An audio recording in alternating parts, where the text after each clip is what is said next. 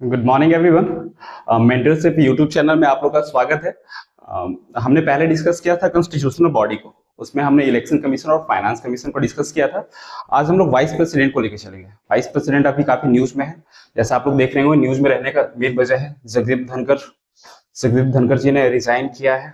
जो भी कॉन्सर्न है हेल्थ के रिलेटेड, उन्होंने बोला कि मेरा हेल्थ सही नहीं है, इसलिए उन्होंने रिजाइन किया है।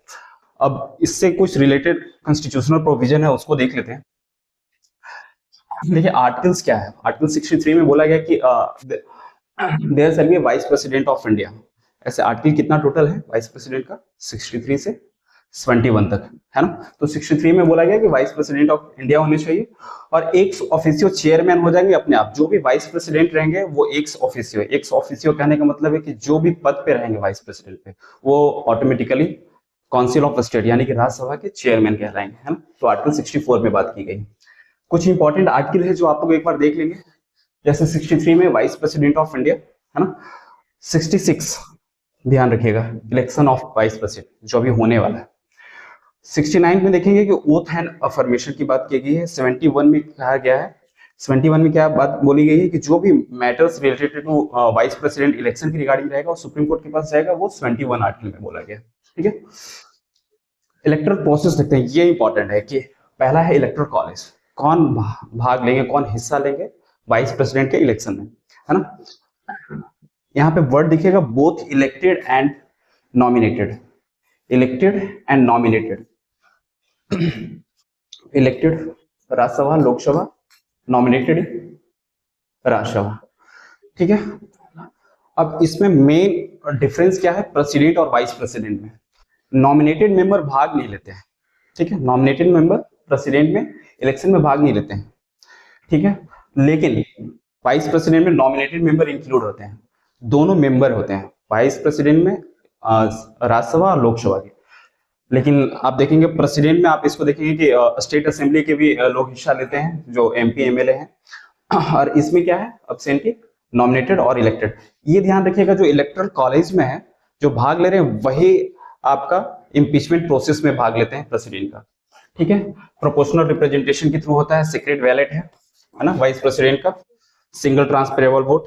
आप लोग देखेंगे रिमूवल प्रोसेस देखिए, रिमूवल हुआ नहीं है जगदीप धनखड़ जी का, लेकिन रिमूवल प्रोसेस कैसे होता है वो आप देख लीजिएगा। Majority of the member of Rajya Sabha, जो इफेक्टिव मेजोरिटी है और जो सिर्फ पास किया जाता है लोकसभा से, सिर्फ एग्री करेंगे सिंपल मेजोरिटी के थ्रू लोकसभा में, लेकिन इफेक्टिव मेजोरिटी चाहिए राज्यसभा में, है ना। 40 डेज का नोटिस इनको दिया जाता है कि 14 डेज का एटलीस्ट नोटिस आपको मिल जाएगा यदि आपको रिमूवल प्रोसेस के लिए स्टार्ट करते हैं किसी हाउस में। तो मेनली राज्यसभा में ही होता है।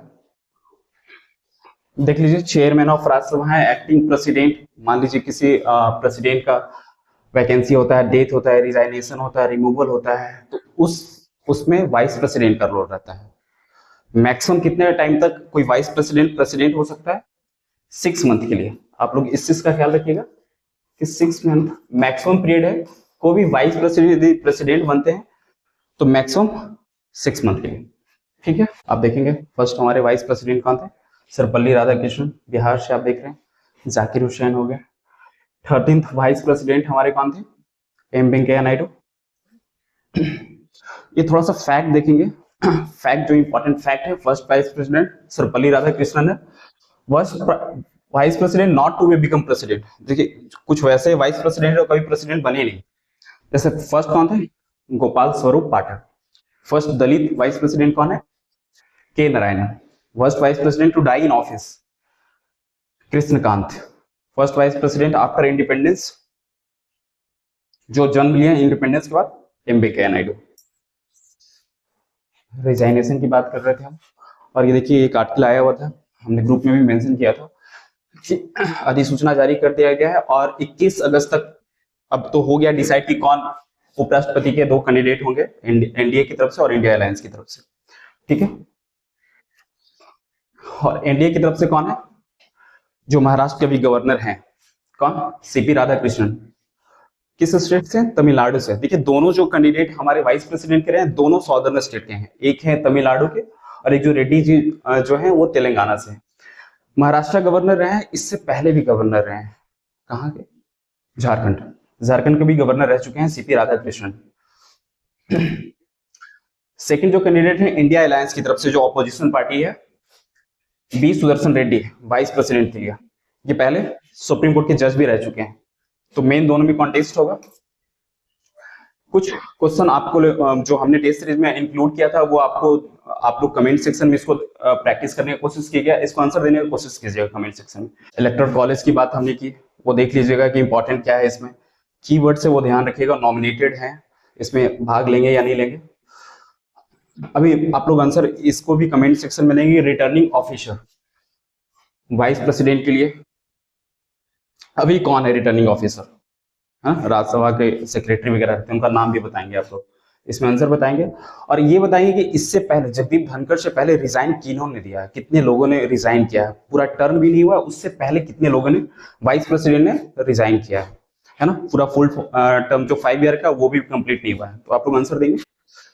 चलिए कुछ और वीडियो लेकर आएंगे, इसी तरह से बने रहिए मेंटरशिप फॉरम के साथ। Thank you.